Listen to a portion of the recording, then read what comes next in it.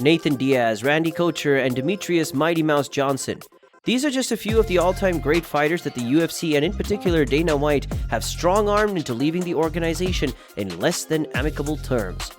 Time and time again, the UFC has shown a tendency to do certain fighters dirty without any form of remorse, and in this case, it is none other than the best heavyweight in the world, Francis Ngannou.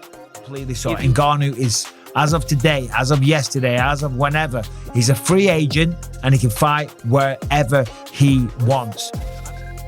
Gane will fight Jon Jones for the vacant UFC heavyweight title, that they're no longer in business with Francis Ngannou. If you followed any form of combat sports over the past couple of weeks, then you surely heard about the recent happenings between Francis Ngannou and the UFC, which bring us to our video for today on the total history of the feud between Francis Ngannou and the UFC. Every major catastrophe in history has always seemed to have a very minor starting point, and for this feud, the first rumblings began in 2018, following Ngannou's second consecutive defeat to Derek Lewis. Prior to these losses, the relationship between Ngannou and Dana himself was nigh on perfect. He was knocking heavyweights left, right, and center. He was built like a comic book character and had a personality that would endear literally anyone to him. It almost seemed like he was the perfect UFC fighter. Even Dana himself was caught up in all the hype, and on more than one occasion looked to pile on even more praise on the Cameroonian. Francis Ngannou has the world record for the most powerful punch. His punch is the equivalent to 96 horsepower. But after his somewhat lackluster performance at UFC 226, the mood around both camps began to change. Dana came out for the press conference and in a somewhat ironic manner to previous press conferences seemed to want nothing more than to paint Ngannou's name in the mud. Before the Stipe fight, he took off and went to France. Didn't even really train for that fight. And you see the results. Well, then he comes back and he did train, but ego is what hurt Francis Ngannou. He called Francis's ego and professionalism into question by claiming that Francis was perhaps becoming too arrogant for his own good. I thought he was going to be the next guy.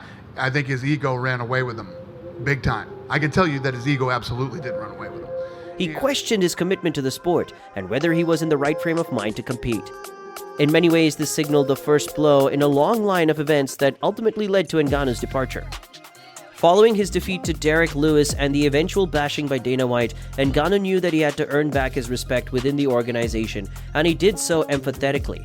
He went on a 3-fight win streak between November 2018 and July of the following year to position himself right in line for another crack at the heavyweight championship.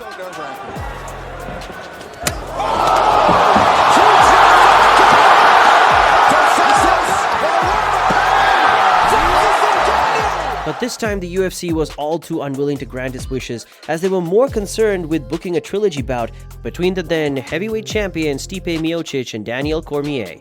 This would stir up rumblings within the Ngannou camp, as the man who had fought 11 times in just under 4 years was having to wait on the sidelines, a position he was clearly unfamiliar with.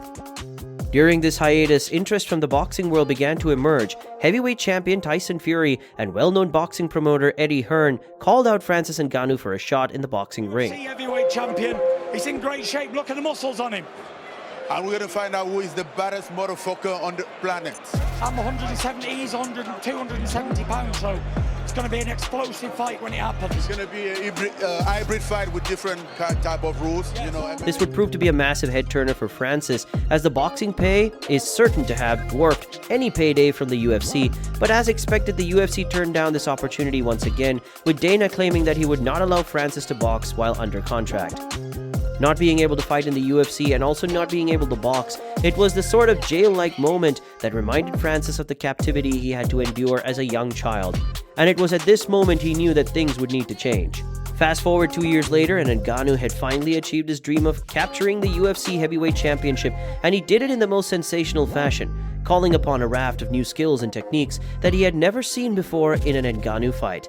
And it even led to Dana publicly praising him barely 2 years after calling him out. Damn good tonight, and he even ate that big right hand that Stipe threw back at him when he was coming at him. It was a very impressive performance. But at this stage, such praise was futile, as Ngannou had only one fight left on his contract and was intent on getting the freedom he so dearly craved.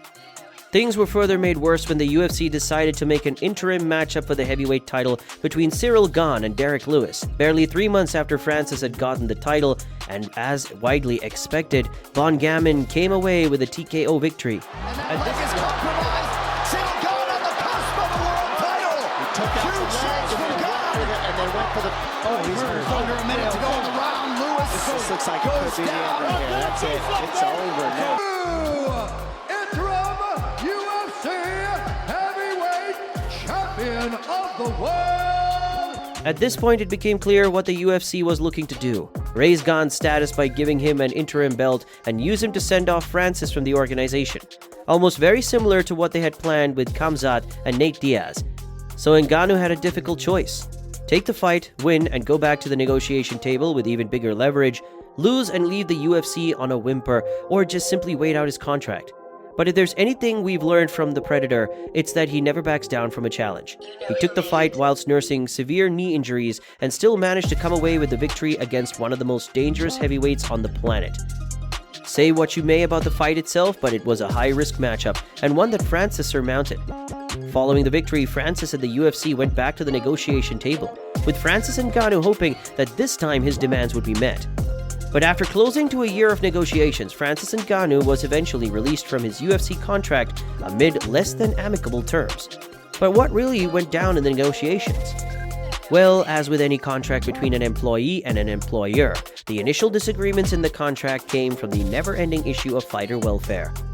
Since the UFC's inception, fighter welfare has consistently been a topic of concern, and it came to the fore once again in the negotiations, with Ngannou claiming that he even had to borrow money at some point to pay for his coaches. Indeed, this could be said to be the fate of a lot of UFC fighters who consistently put their bodies on the line with no health insurance and subpar pay when compared to other sports. Francis aimed not only to provide better terms for himself, but for the other fighters within the UFC, and he proved that he would be willing to go to any lengths to achieve this. Even when the UFC made him an offer to be the highest paid heavyweight ever, Ngannou proved that he would not be brought and still demanded to be treated better. In his words, if he was going to be treated like an individual contractor, he should be allowed to box and undertake other ventures. But if he was going to be treated like an employee like the UFC does, there should be greater welfare packages and healthcare insurance plans. You would think that all these would be standard for the best heavyweight fighter on the planet, but surprise, surprise, the UFC wouldn't budge, and both parties have been left with no choice but to part ways with each other.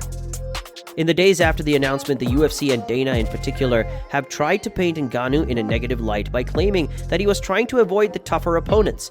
But this couldn't be further from the truth, as Francis Ngannou will surely be remembered as the man that stood up to the UFC no matter what was thrown at him and looked to elevate the welfare of all the fighters.